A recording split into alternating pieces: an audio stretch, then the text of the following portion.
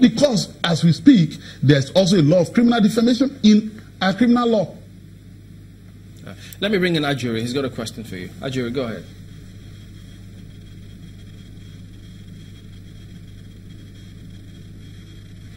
Ask you very quickly, when you look at our history, and I mean, you've laid it out very clearly. We know what has happened in the past in regards to media restrictions in the country, but to what extent does our past on this issue in some ways shade our view of how we can actually progress the media industry in the country? If we're so kind of fearful because of past experience about any kind of restriction, does that limit now our ability to put in place measures that would actually enhance the effectiveness and efficiency of our media industry?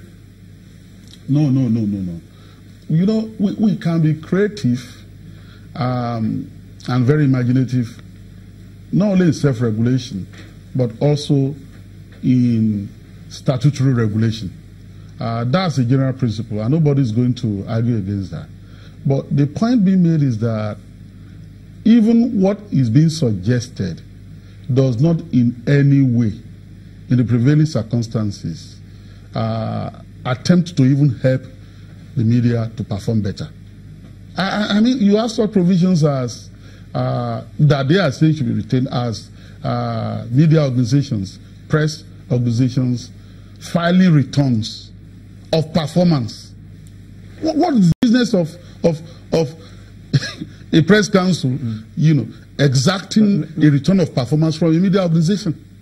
There is a company that is regulated under the Company and Allied Matters Act, and who has a responsibility to file returns with the CAC.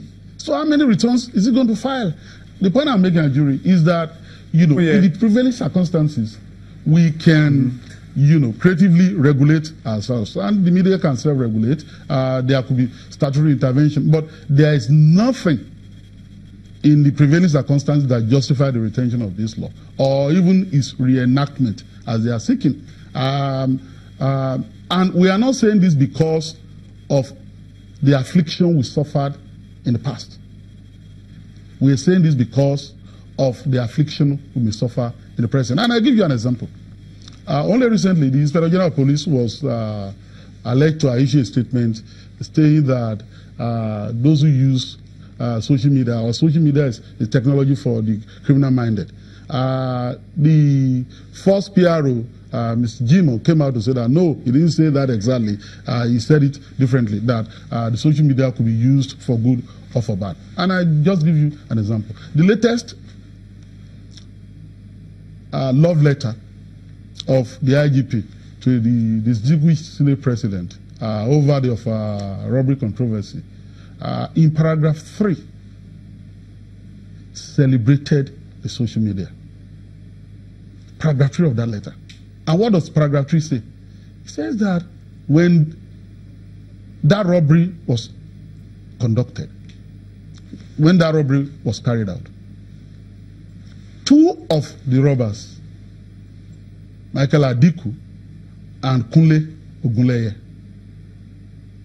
that were captured by the CCTV camera, had their pictures circulated through the social media. And that was what provided the break. Because they had information, and then they were identified, they were arrested.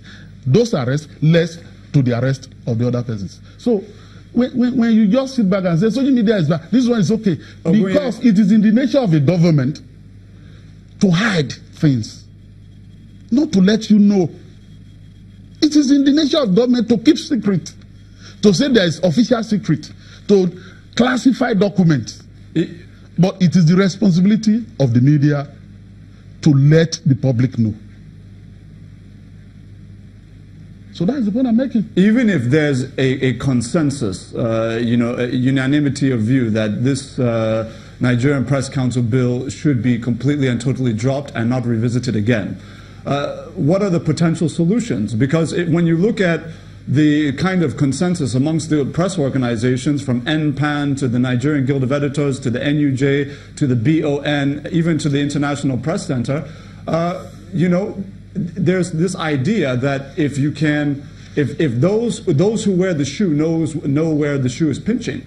And so I want to ask you, is it not now the kind of an obligation on the part of the Nigerian Press Organization, for example, to come up with implementable solutions that can address the kind of quack journalism that we see in Nigeria? You look in the newspapers, you'll see stories that are being passed on as legitimate stories when in fact they're sponsored by political or business actors.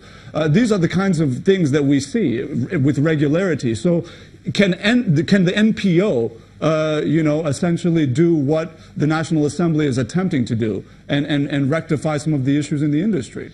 Yes, actually, in spite of the challenges, and I can be naming those challenges, I think that the stakeholders that you've enumerated, the NPO and all the other stakeholders, have a responsibility to strengthen self-regulation in such a way that they can even stave off this interventionist agenda of the National Assembly.